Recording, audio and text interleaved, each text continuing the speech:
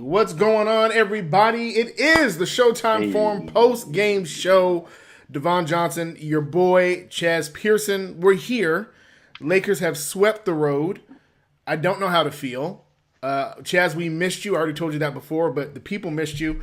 And we're glad that you're back. But we have plenty of questions, and I'm going to need you to give us some explanations as to what we just experienced tonight. Winning 94-92, offense wasn't there, defense wasn't there, and we almost actually lost the game. So I don't know how to feel. Was this one of those throws you throw away, or what are we supposed to do with this?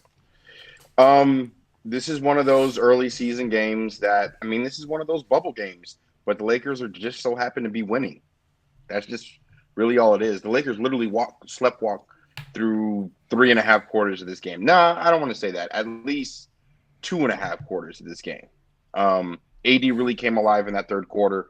The Lakers outscored the Memphis Grizzlies 22-19, went into the half with a 2-point lead, finished the game with that same 2-point lead, 94-92. So LeBron and AD, they're getting ramped up. You see that they're starting to find their groove. LeBron can literally turn it on and off as he wishes. And then you're kind of seeing some guys fill in wherever they can, get in where you fit in. I mean, without KCP, without Caruso, THT is actually giving us some good minutes. Obviously not tonight. He was a team worst at a -22 tonight in a total of 22 minutes. Wes Matthews was a -8. Montrezl Harrell, Markieff Morris, they were all in the minus tonight. So overall, you just led with your stars. I mean, that's why you pay LeBron and AD $30+ million each. True. You know, and they got it going. LeBron got it going with that one-footed fadeaway. AD hit a few really clutch threes. He took the most threes that I've seen him take probably ever in a game. He took 10 tonight, and he still shot 40% from That's three. Bananas. So, that's crazy. I mean, this is why Vogel wants him to shoot more threes, because overall he's going to make it at a high clip. He's not going to shoot 1 for 10 or 2 for 10. He's going to shoot 3 or 4 or 5 for 10 if he takes that many. So if he shoots 5, he's going to make 2 of 5 at the very least, more than likely. So this is why Vogel wants him to take more threes, and I can see why. And I love the fact that we have the versatility to be able to mismatch guys through the roster. Kuzma didn't really show up for me the way that I really wanted him to on the offensive end, but he was a +21 overall tonight. He played really good defense.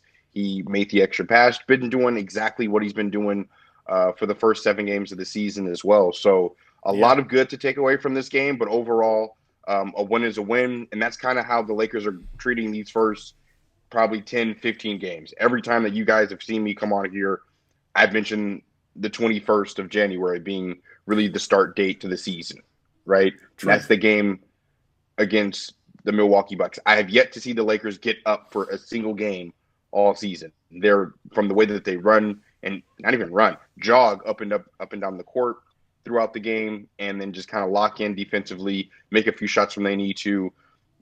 I mean, they really almost lost this game at the end with AD's turnover in the backcourt, LeBron throwing the ball away, 17 turnovers for the entire night, sloppy game. So a lot to clean up, but then still a lot of good takeaways that you can, take a look at based on the stars that you have and why you pay those guys $30 million a year plus each. And I want to get to the turnover part, because that's the part that was the most concerning to me. It wasn't the amount of turnovers. I'm used to us having high turnover games. Like last game, we had 10 turnovers for the whole game. That's an anomaly to me. It's nice. But the 17 tonight wasn't so much the issue. It was the fact that 16 of them came from your starters. Now, obviously, this is not the way it would be if KCP were in. But I really can't blame it on KCP's replacement because Kuz only had one turnover. But LeBron with 6, AD with 4, Schroeder with 4. Part of it is I know we can cruise control, we can get through a lot of that, but a part of me feels like there's something that's not coming together on the offensive end that's causing these turnovers because they're all tremendous ball handlers. The people with the highest turnovers, Schroeder can get to the cup, AD knows how to run the handle, and of course LeBron has been known for that. So my question is, what do we need to do to turn that around, where it's not just a lot? Yeah, lock okay. in. Okay. Lock in and focus. It has nothing to do with scheme. It has everything to do with mental fortitude and effort. Yeah. These passes, LeBron had back-to-back turnovers in the first quarter. I'm yelling at the TV. Going off. I know already off top. I already know. He threw one long pass to AD. Okay, cool. AD doesn't get that one. Then right after that, get the ball back. He throws a long pass to Schroeder that gets intercepted or goes out of bounds. And, back-to-back turnovers just to start the game from there. And then, you kind of knew what kind of game it was going to be for there because he sets the tone. Yeah. And when LeBron James turns the ball over and he's careless with the ball, that means Schroeder's going to be careless with the ball. He had 4 turnovers, like you said. AD had 4 turnovers. I mean, the list goes on and on. Markieff Morris had 3. Harrell had 2. Even THT had 2. So, I mean, it's a trickle-down effect when LeBron James doesn't handle the ball the way that he needs to. And I'm sure, at some point during this postgame, you're probably going to see tweets from Dave McMenamin or Kyle Goulin or somebody saying that LeBron said that he needs to take better care of the ball because it's pretty obvious and evident from the very start of the game that he just got off on the wrong foot when turning the ball over back-to-back times and then 4 more times after that. Absolutely the truth. Now, let me tell you what I did like. What I did like from LeBron is that even with the turnovers, what I love about what he does, let me get this off the screen real quick. What I love about what he does is this turnaround J that he had was so insane. Somebody actually said that in the chat. They said it was Kobe-like. Now, what I'm noticing, and the reason why I bring this up is because LeBron obviously shoots a lot of threes.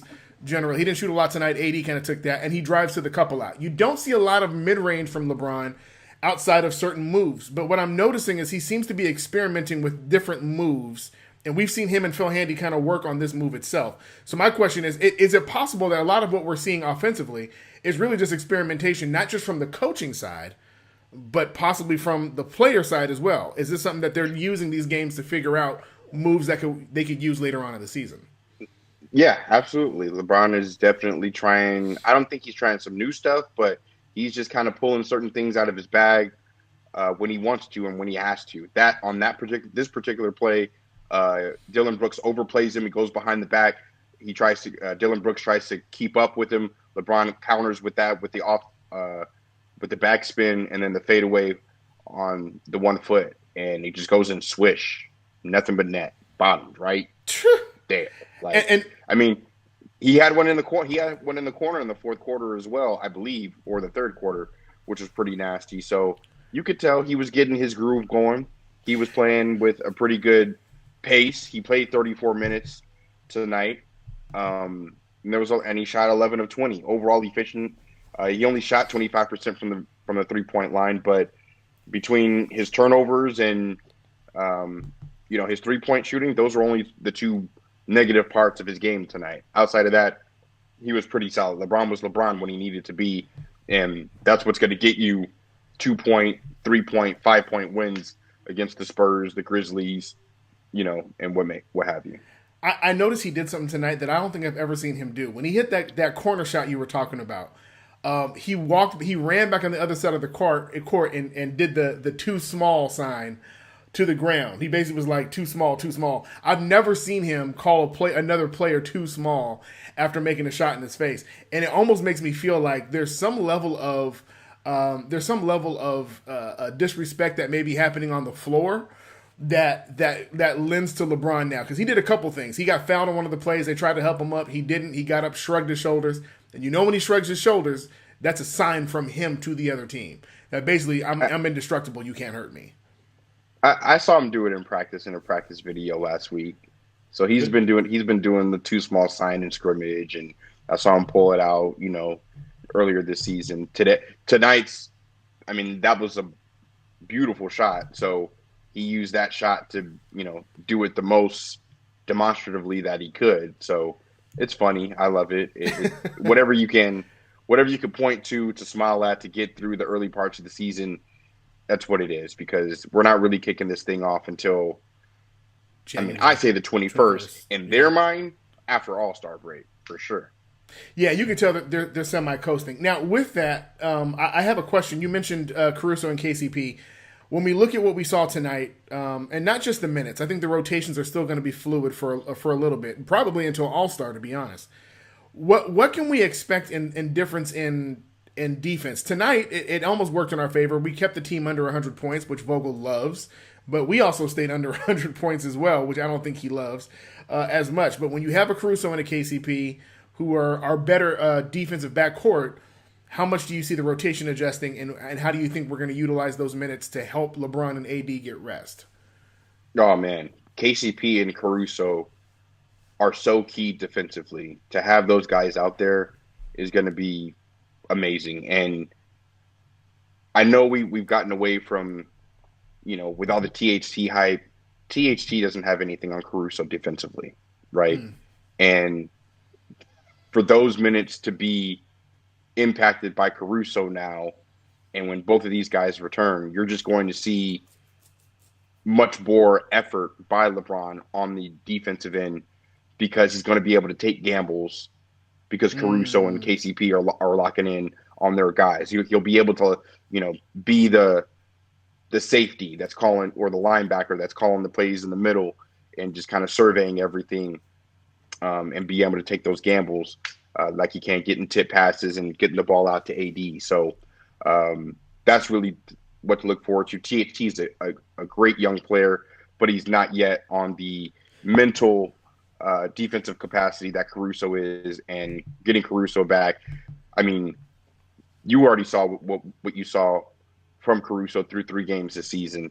Played great defense already as is, and he's Vogel's secret weapon, So between that and having KCP and back as well, and hopefully, he's good to go and not laboring at all. I'm excited. I'm excited for the next game. It's going to be at home. Next 2 games at home against San Antonio Spurs and Chicago Bulls. And then I believe the Lakers get a couple days off before the next game next Monday. So no, they're it's a travel day. So they get done with Chicago on Friday. And then they're going to Houston. Yep. H-Town back-to-back, son. Yep. They're out. It's actually, H-Town, then they go to Oklahoma City for 1, and then they're back home for 2. It's really is a crazy schedule for them, because they really don't have any time to, chill. And I feel like tonight, what I noticed was, of course, they've already been sleepwalking, but you felt the weight of the road. You could tell they want to go home. You could tell they want to get in their beds tonight. Yeah. It was so obvious. Just by the way that they're jogging up and down the court. Yeah, and that's not them. That's not them. Going through the motions. Yeah. Now to keep everybody and basically in a good space mentally, Memphis, even though they were depleted, they were giving their all. They were screaming and ones and doing the whole 9. So that they were giving their all, and the Lakers were giving next to nothing, and they were still able to grind this game out and win by 2 points. So in my head, if they turn this on, this is a blowout. Yeah, that's why I told Chris that all the Lakers have to do is show up. No John Morant, no Jaren Jackson Jr. The Lakers literally just have to show up and not be injured. And that's what they did. They sleptwalked through 2.5 quarters, turned it on. AD turned it on towards the end of the 3rd, beginning of the 4th. LeBron led us home, had some bonehead turnovers in the backcourt, to finish the game. The game was probably would have won by 7 or 9 points as opposed to 2 if you didn't have the turnovers at the end. But, hey, a win's a win. No style points here.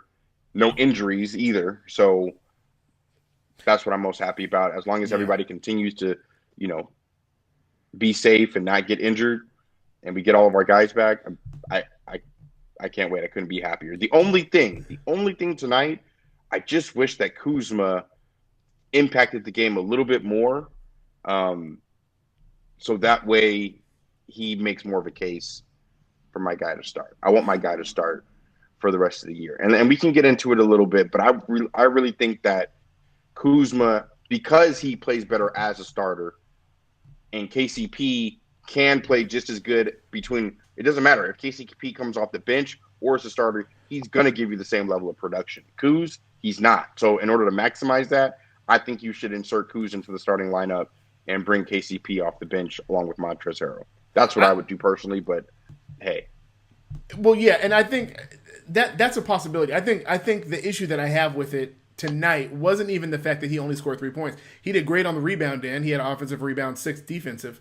So he was active in getting his hands on things. It was the aggressiveness on the offensive end, only shooting 2 threes, and then only having really 5 shots in the game in total. But my question, when I looked at it tonight, it really didn't even feel like Kuzma's fault. It felt like the offense really wasn't running anything that was familiar to me. Whose fault is that? Whose fault is that? I feel like who's it fall on? I feel like it's Vogel, to be honest. That's me. No. But I mean, Schroeder. You're saying it's Schroeder? Yeah, but see, I feel that's what a point guard does. If you want to start, right, you are going to not only have to score, you're going to have to get people in positions to be able to be as most effective as they possibly can be.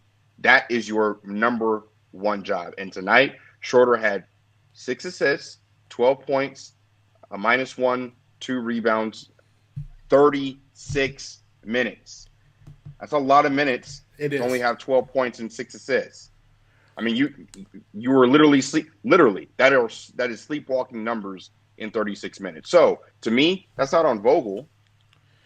Vogel can't trot out there and dribble the ball for Schroeder, and LeBron is going to be LeBron, and LeBron's not in finals mode right now. True. He's in preseason mode, literally right now, and still scoring 26, 11, and 7. So for me, I would put that more on Schroeder than anybody else. Which is fine. There was actually a play where Schroeder was able to somehow get open into and drove to the cup, and then pass it off to Kuz, and Kuz mishandled it coming in. But I think it looked like Kuz wasn't even looking for it because Schroeder had such an open run to the basket. And he's known to literally, he had 3 people on him and Schroeder would still go for it. And so I feel like some of it is just timing of understanding how Schroeder works because he's different than Rondo.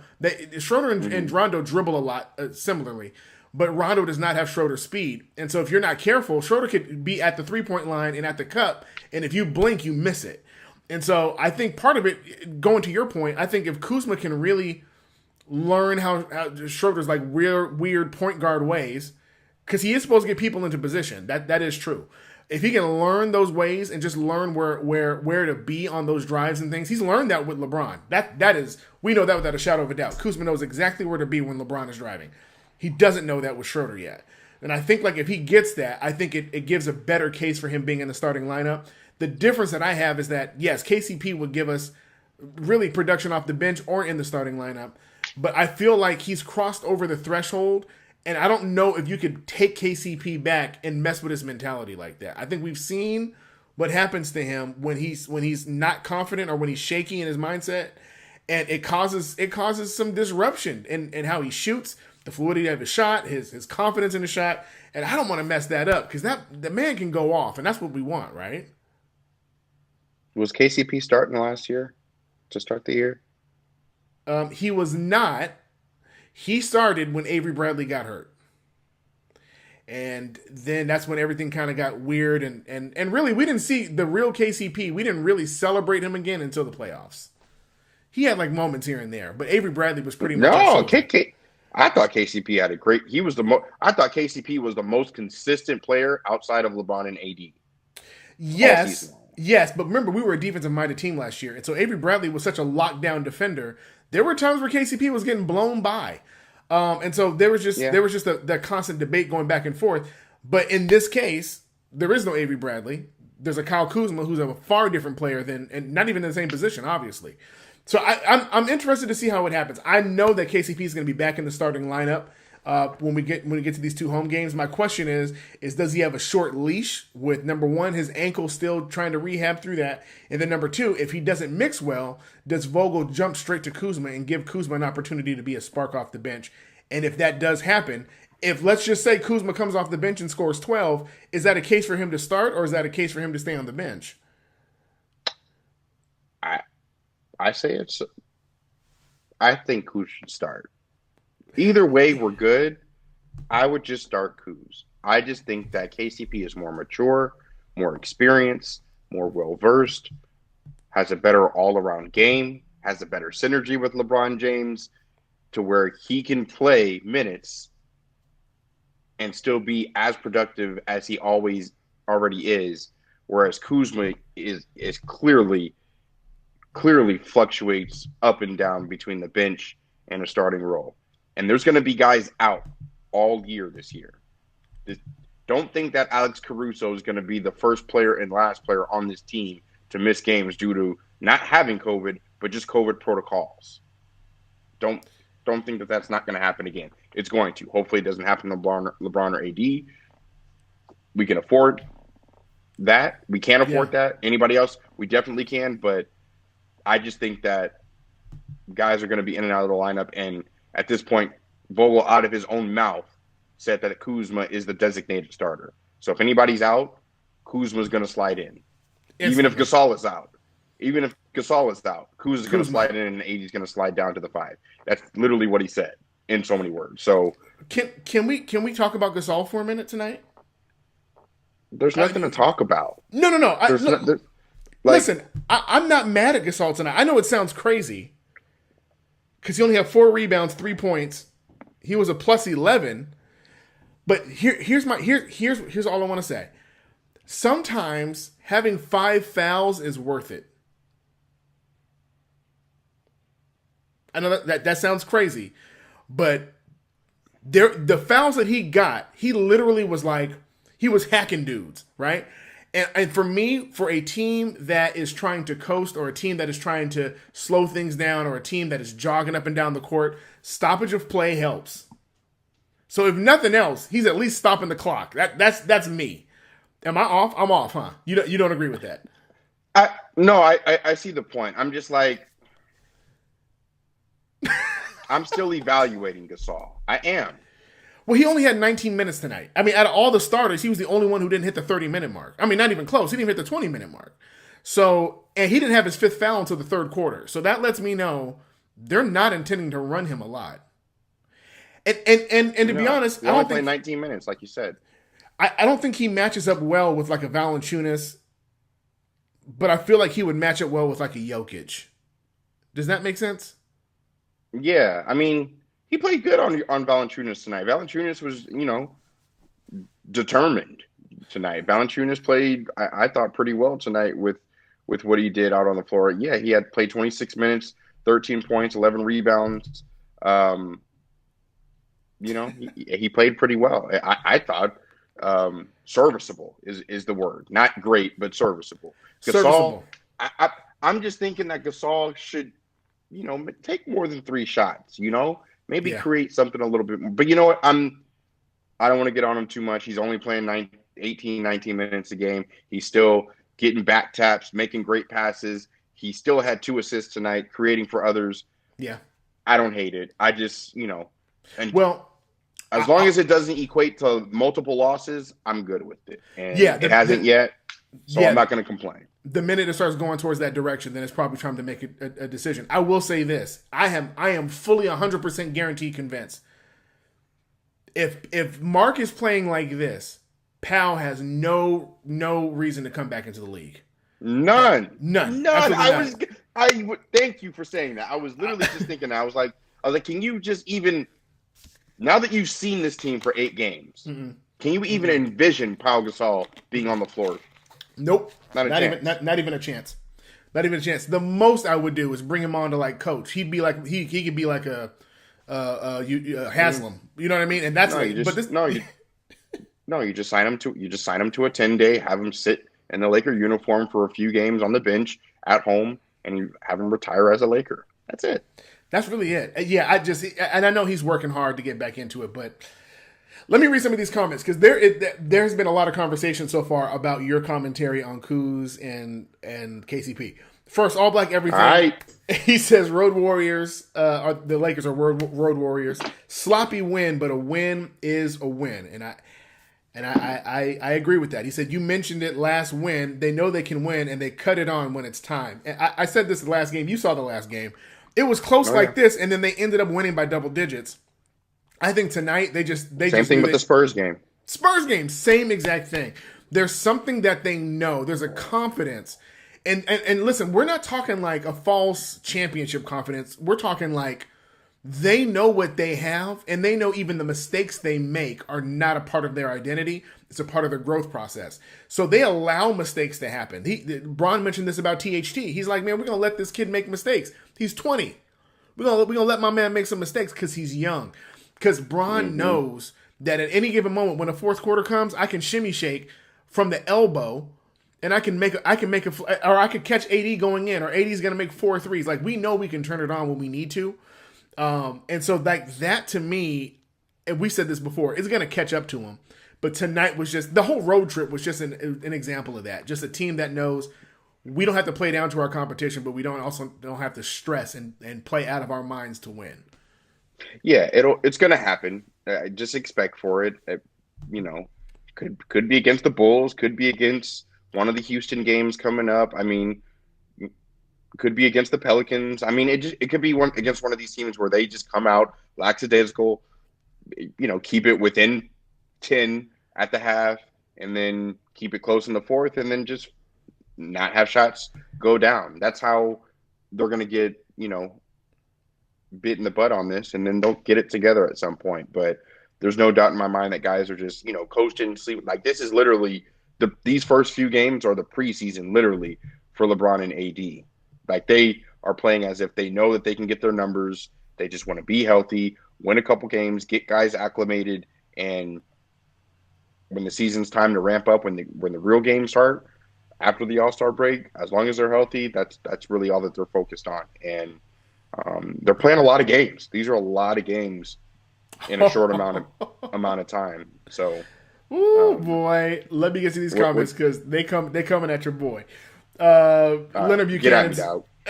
I'm gonna read through some of these. Leonard Buchanan, those LeBron shots near the end were Kobe-like. David, our own David Portillo, says, I made a Brooks video. I can't wait to see it because I know it's going to be something hilarious. It's still early. These are the games that go back to the film room for growth, trial, and error. Here is what All Black Everything says as a lineup for the bench. He goes, Kuz and Trez coming off the bench is a sure power move. Add Caruso to that, and it's fire. So people are looking at it like, or in this regards, Kuz, Trez, Caruso off the bench. Wesley Matthews if he gets hot. Markieff Morris. So it's more like people are thinking about Kuz being productive and trying to get him to be productive off the bench because that would be fire more than him being in the starting lineup. It's just all about how you look at it. If you're looking at it from a unit, yeah, theoretically that's a great second unit. But at the same time, there are guys like Trez, guys like Matthews that are going to want to get up shots.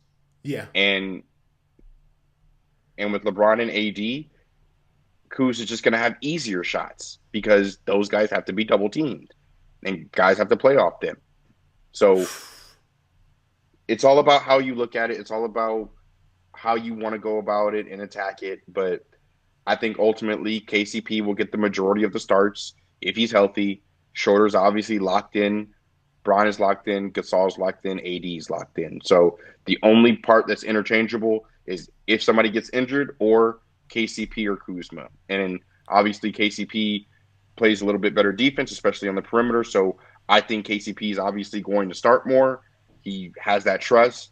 But I could very well see Kuzma starting if Kuzma starts to take advantage and play better in these next upcoming games. But either way, I'm good with it. Team is rolling. Well, so Blake St. Clair, as we already know, YouTube are one of our loyal fans, man. But he said Kuzma, and let me tell you, the relationship that we have with Kuzma and Blake, it's hilarious to watch. But he's been very consistent. So when I'm getting ready to read, he's been saying this since last season. Okay, Kuzma, again, is just a one-column player. He can never consistently contribute in multiple aspects of the game. He is still too one-dimensional. Honestly, I don't know who deserves more blame. Kuzma or the coaching staff he has had so far, or both equal amounts. He's a one-column player, meaning he doesn't affect the game in multiple columns, multiple statistical areas. He said he doesn't consistently contribute in multiple aspects of the game. I would disagree because the box score and the stat sheet do not tell the entire end-all, be-all story. You have to watch the game.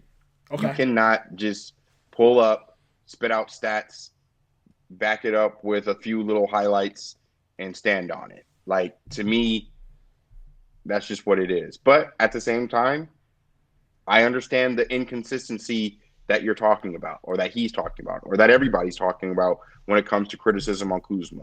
I'm realistic. I have the same. I'm yelling at my TV just like the rest of you guys. I just so happen to have a little bit more faith in the kid and know that he's still developing and playing behind two of the top five greatest players in the world right now. So top three.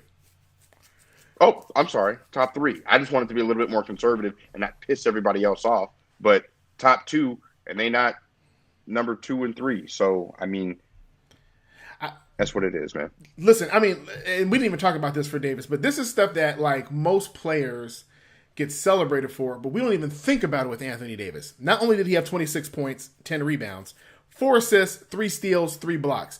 We didn't even mention the steals and the blocks. It's just his defense just goes, well, he always gets steals and he always gets blocks as a big, right? It's time to get that efficiency up, dog, because he was playing some poor defense. Yeah, you can tell he misses having Dwight with him a little bit. You can tell he misses that.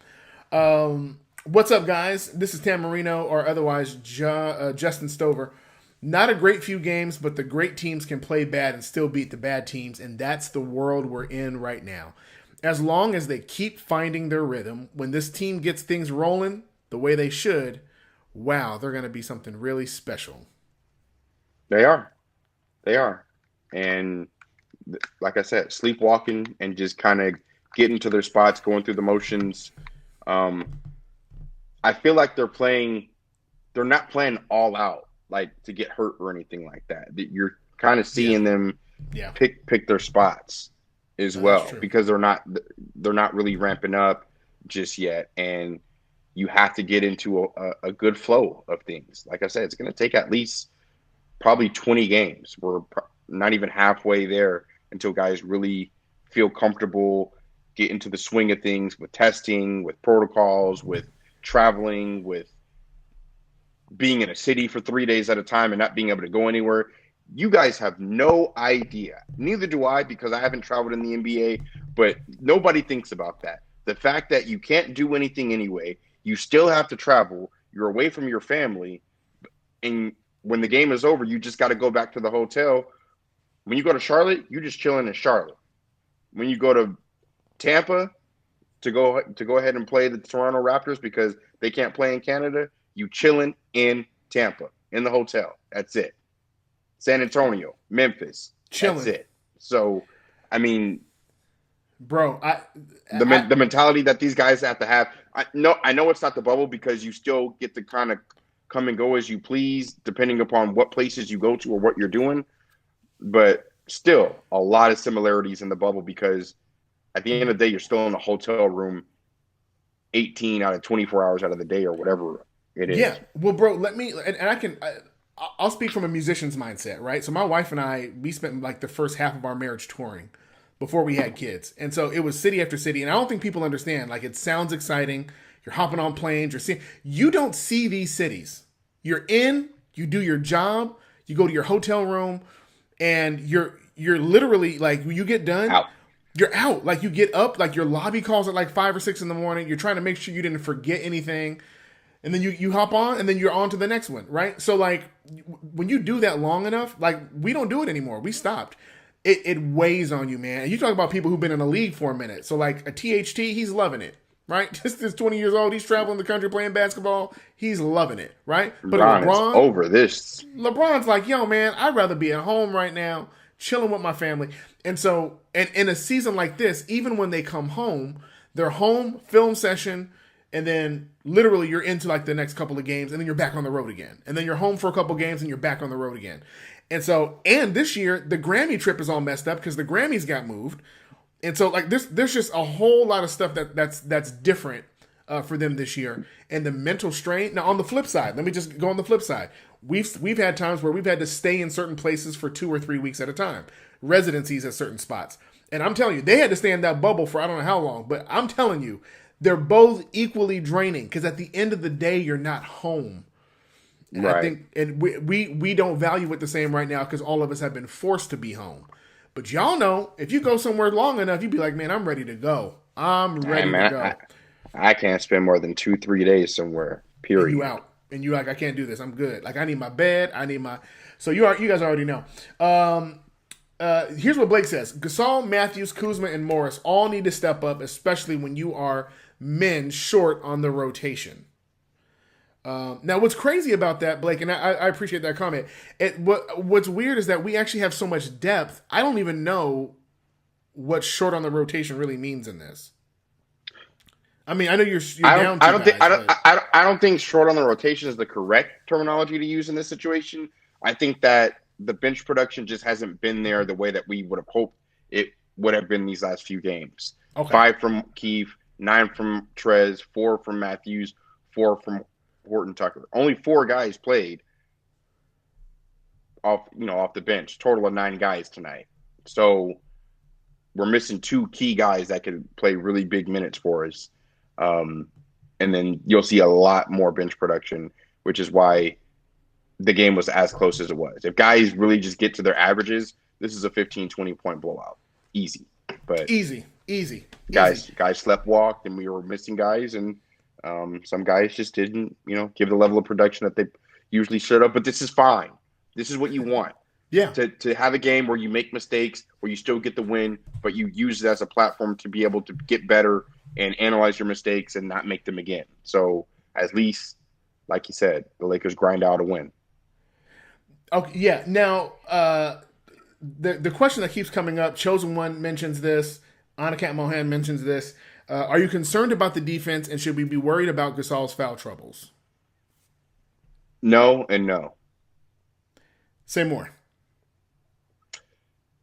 As far as Gasol's foul troubles, like you said, I'm okay with Gasol getting the fouls that he is, stopping the play, because we have enough bodies to be able to throw at different guys on the 4 and the 5. We have Keith. We have Trez. We have, Kuz to play the 4 if we need it. Obviously, we have AD as well. We have multiple guys that we could throw out there. Hell, even LeBron can play the 5, or at least guard really the 5, or hold up the 5 at least long enough to be able to get, the actual 5-man to recover. So, no, I'm not worried about it. And as far as the defense is, I will say this: the defensive chemistry isn't where it was last year. True. I'll say that. True. There's no doubt about that. The defensive chemistry. Now, the defensive effort, that also hasn't really been there yet because guys are just getting acclimated and the chemistry isn't as good as it once was. And plus you're dealing with an unathletic 5-man that has to really time his movements to be able to be in the right places at the right times. Literally verbatim that came out of his mouth. He has to time his jumps because he can't jump high enough, right? Talking about Marc Gasol. He can't jump high enough to be able to just hang in the air and block somebody's shot. He has to time it. And if he doesn't time it right, he's going to have nights like tonight where he gets 5 fouls, 6 fouls, and it's a rough night for him. So am I concerned about the defense? No. But because the Lakers are the only team that are top 5 in offensive efficiency and defensive efficiency. We still have a top 5 defense. I think we're 4th in defensive efficiency currently, and probably even better after tonight holding Memphis to 92 points. So, no, that's why I'm not concerned about either of those. Yeah, and I would be worried if we didn't have a defensive-minded coach. Vogel knows how to make this work. And just shout out to the coaching staff in general, man, for trying to make these things operate. And what I love about how this worked out, Lionel Hollins has great rapport with Marc Gasol, obviously. I forgot he was traveling with the team. I Yeah. really did. Yeah. So when you're talking about just how to operate and when they're in that coach's room, Lionel Hollins knows how to say, "Hey Vogel, this is what he can do. This is what he can't do. This is what he used to be able to do. He can't do that anymore." And being able to figure out defensive schemes, because Vogel has to rewrite the book for that. He had athletic big guys who had zero passing ability, and all they were finishers at the rim. So it was easier to say, "Hey, get down the block. Don't worry about getting the ball. Just defend and get rebounds, and then we'll catch you on the other end with a reward." Marc Gasol is not that player. And I think just trying to figure out, okay, I want to utilize him for his offensive ability. His IQ is high. His passing ability is insane. We've already seen that. He already has a highlight reel of his passes in like the last 7 games. So we already know how to use that. But how do I supplement you on the back end while I get to hide your weaknesses but accent your strengths? And they're going to figure that out. And when Marc Gasol and they figure out how to operate with him on the floor, it's going to be game over for any opponent. I don't care who it is. Bucks, Clippers, Nets. If Marc Gasol gets put into the right position and we finally get that stuff going and the defensive schemes get put into place, probably around All-Star break, this team is going to take off. Yeah. It's all about the chemistry. And the more time that guys have and the more practice time that guys have and getting chemistry, you see the chemistry is working on the offensive end. That's why you're seeing guys really go back door and get certain passes, but it's just going to take a little bit more time this year on the defensive end, and we got time. And I'm fine with it. I ain't got no worries about it. I'm all for it. Chris Camello says tonight was about Bron and AD doing the work because the role players struggled to make shots, and the role players didn't struggle as bad as you would think. We've had far worse games last year than we had this year. But as far as double digits, the only other double digit person was Schroeder outside of AD and Bron. Everybody else was 5, 9, 4. Nobody on the bench shot more than 50% from the field. So I'd say they struggled. And to be honest with you, though, Harrell was the only one who even really shot closer to double-digit shots in general. Everybody either shot 6 shots, 4 shots, 5 shots. So there was a lack of aggression in general on the offensive end. Majority of your shots came from Schroeder with 15, Braun with 20, AD with 20. So you saw a lot of your shot process coming from them, which lets you know that the emphasis was going to those guys because the other guys just didn't have it, and that's fine. I ain't got no problem with that. What I didn't like last year is you would have Braun having to go for 30, AD having to go for 30, and then your rest of your starting lineup would have like 4. Can't have it. You can't have that. You can't have that. Yeah. Avery Bradley would have like 2 or 4, and Danny Green would have 0, and then KCP would have like 6. Yeah, exactly. Yeah. And then Kuzma would come off the bench and give you like 12 or 15, and then you'd squeak by because guys, just made plays here and there. But we relied on defense last year. So we would lock people up and we'd be like, okay, we can't score, but we can stop you from scoring, and then we just let our stars outscore you, right? So literally there would be times, man, where AD and Bron could outscore the other team's entire starting lineup. That's crazy. Yeah. That's bananas, man. So that's why they make 30 whatever plus each. And what I'm trying to get people to understand this year is that is not the identity of this team. This team is not built on Bron and AD scoring 30-plus points and having to have triple-doubles every other night in order for us to win. And what you saw tonight is worst-case scenario to me. Team plays horrible. We still get by against a bad team. But like what I love is when you look at that team, the best thing that we've seen so far is when the whole squad, we scored like 130 points, and nobody scored above 20 points on the team. That, to me, is the identity of this team. I'll say this. I don't want to switch subjects on you really quick, but something that just popped into my head when you were talking about both of them scoring 30 points. I can understand why LeBron is coasting at the rate that he is right now, given his age, given his mileage, given the longest season, shortest layoff, all of that. To me, AD, where you at, dog? Like, 27 years old, just signed a max, almost $200 million deal. You staying in LA for 5 years. You're coming off your first chip. You rested, you're not hurt. You good and rested. Like, this should be the year that you just stand out and just dominate. Like I like how he's playing. Don't get me wrong, but I just want to see a little bit more fervor out of him, a little bit more umph, a little bit more this mine. Like Yep. I want a little bit more attitude and this ramp up. Like you should not be ramping up.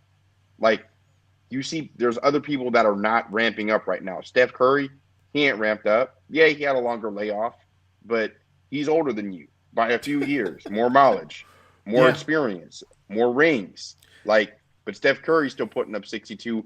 I want to see AD give me a 40 burger, 50 burger, whatever. I want to see him in early MVP talks. I don't want to see him coasting 26 points, 10 rebounds, 4 assists. That's good. That ain't great. I want great out of AD. I want my man to be the MVP. I want my man to be top 3 player in the league, recognized universally, unanimously, hands down. That's what I want. So, I mean, that just could be the fandom in me. That could just be the Laker fan in me. But at the same time, I understand why Bron is coasting. But AD, where you at, dog? I don't want to see you in the post game talking about how your defense isn't where it needs to be 4 games into the season. It's better now. I'm not going to say nothing about it now, but 3 games ago, trash, basura. Nah. Yeah, man. I'm a complete agreement. What I saw in the bubble showed me the fact that we were having arguments about who was going to win Finals MVP between Bron and AD. That let me know that my anticipation was, man, if he can do that on a consistent basis, we should be having that discussion every game. Who was better that night? Because AD should be going off, and especially in a season like this where Bron is literally broadcasting that he's coasting. There should be some serious fire underneath him. Gasol versus Aldridge will be a good matchup to see next game. We're playing the Spurs next game. Listen, the Spurs are legit too. I want to point this out. Right now they're beating the Clippers by 12 in the third. Oh, it was 20. They lost the lead. Right now it's 67-55 as of right now. So they've lost a little bit, but that's going to be a good matchup for us. It is plausible we could lose that game at home. Yep, very plausible. After beating them twice. After beating them twice and them getting home and not caring. What I'm interested to see is when they get home, do they care? That's what I want to know. Because it's obvious they didn't care tonight and they still won. But San Antonio is far better than what we saw tonight. And they showed us that. Okay? They showed us that. So if we care, then I think we win the game. But my question is that could be a trap game to me. You come home, you're fresh off of a road trip, you swept the road trip and didn't have to try. Can you force yourself to get up for a homestand that you have no fans there for anyway? But you have a homestand. Can you make something happen? So we'll see. When they come out here to Houston, there's going to be fans. So I'm very interested to see how they operate with that. Blake Sinclair says Gasol changes direction like a cruise ship. That's interesting. Play my vid for Chaz so he can smile after Kuz's off game. I'm going to find it in just a second. Who would win a 7-game series between the 2020 Lakers and this year's Lakers? Last year's Lakers is what I would say. See, here's the issue with saying this year's Lakers. We don't know what this year's Lakers is.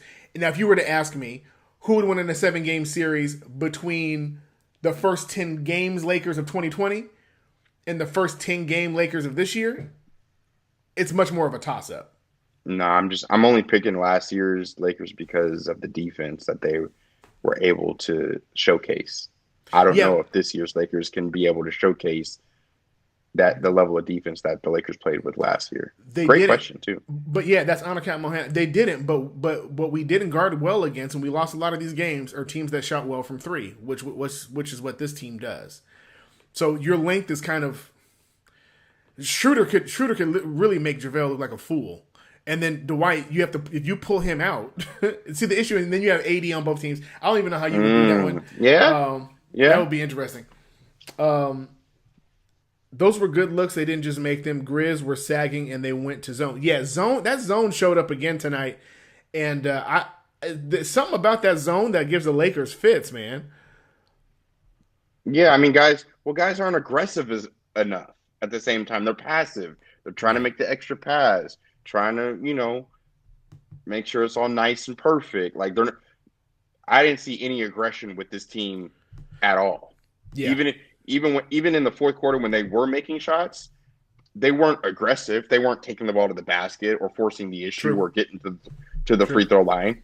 They just True. so happen to make shots down the stretch and get into their right spaces, rely on their stars, LeBron and AD, LeBron with the pocket pass to AD with the dunk down the middle and AD hitting corner threes and LeBron hitting fadeaway one-footed jumpers. That's it. Those shots don't go in, Lakers lose. But they did. So But they did. But they did.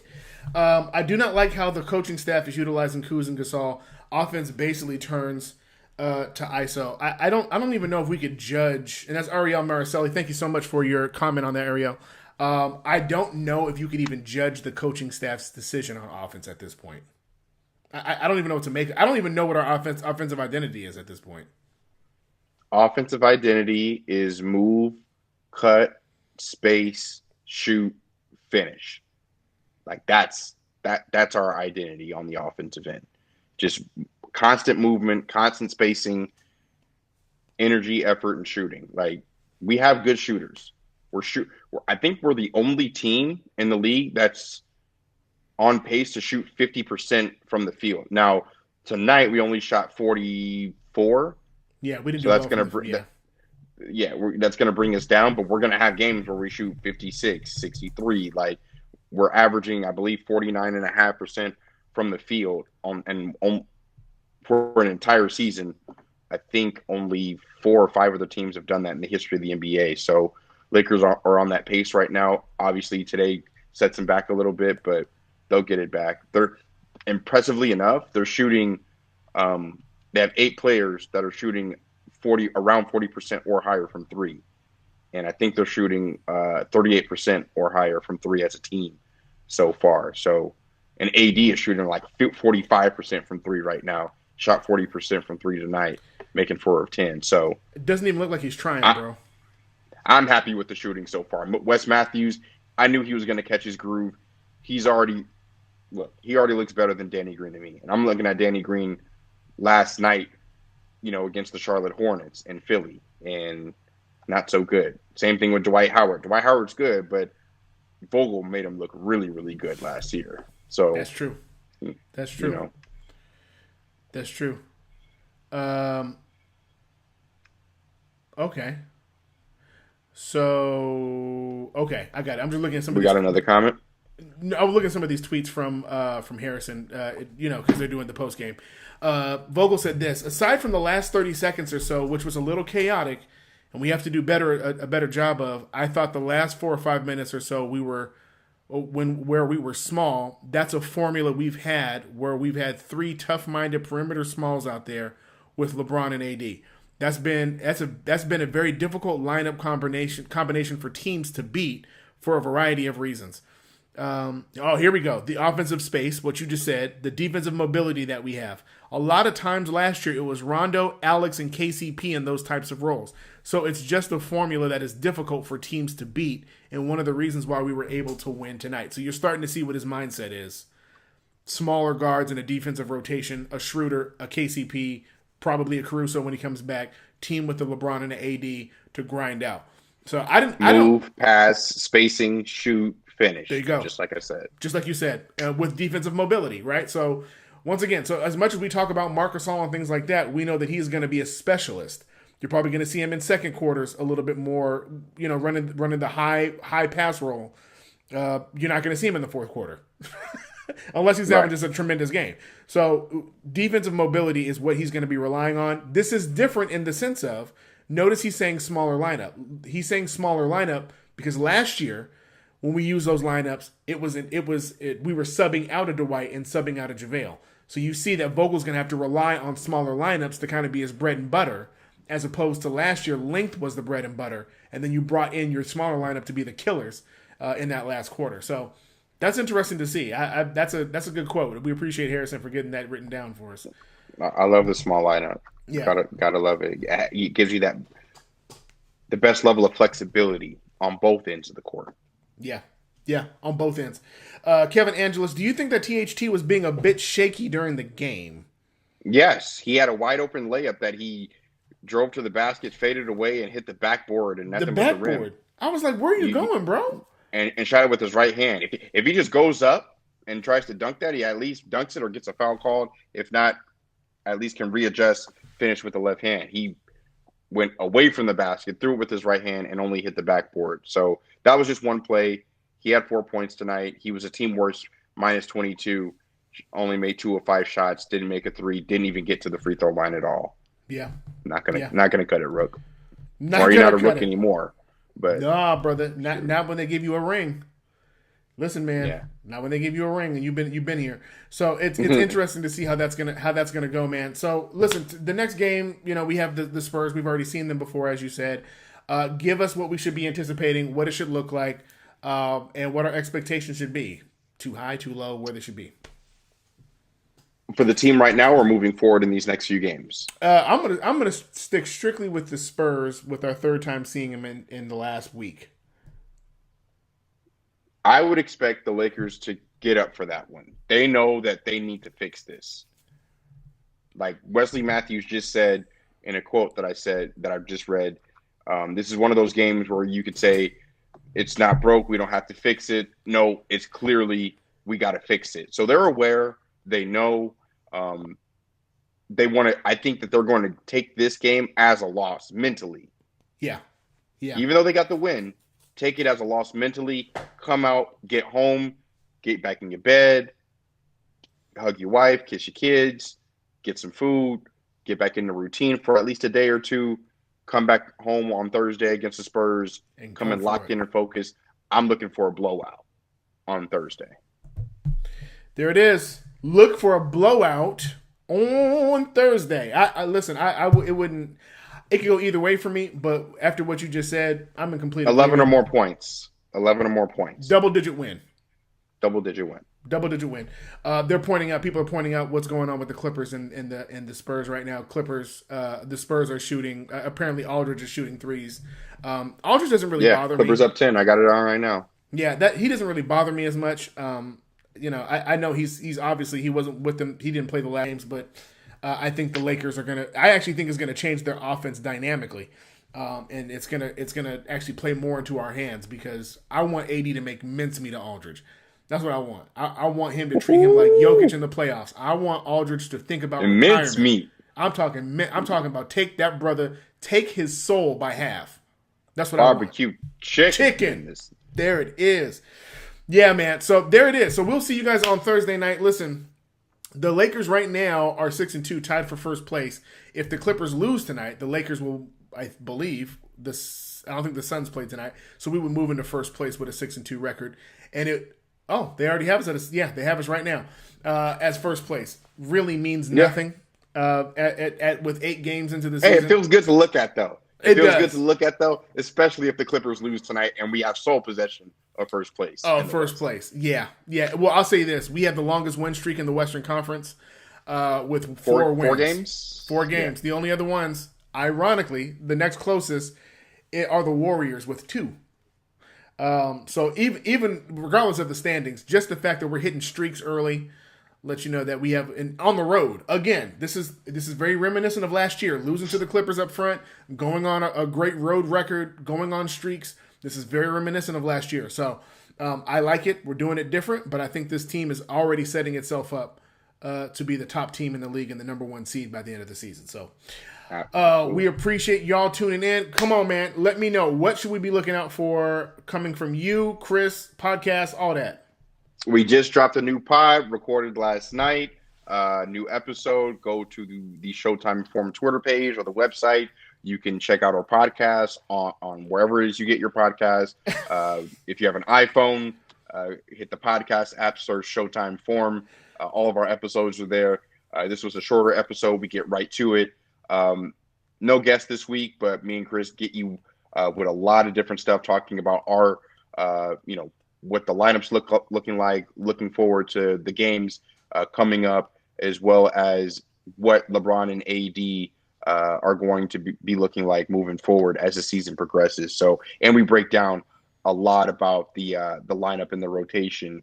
And obviously, you got my thoughts about Kuz starting, and I mentioned that on there as well. So between that, this post game show we got on Thursday, we back to back with it on Thursday and Friday this week. Get your merch. We got articles coming out.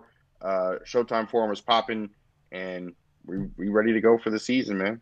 There it is, man. So make sure you guys go to all of those platforms and check out the podcast. And of course, we'll be back. We're here. You can always go to our YouTube page if you want to go back and watch as well. I appreciate y'all jumping into the chat tonight. We didn't get to everybody's comments, but we tried to get to as many as we could. But we will be with you on Thursday. Can't wait to see y'all. Until then, Mamba out, but not forgotten.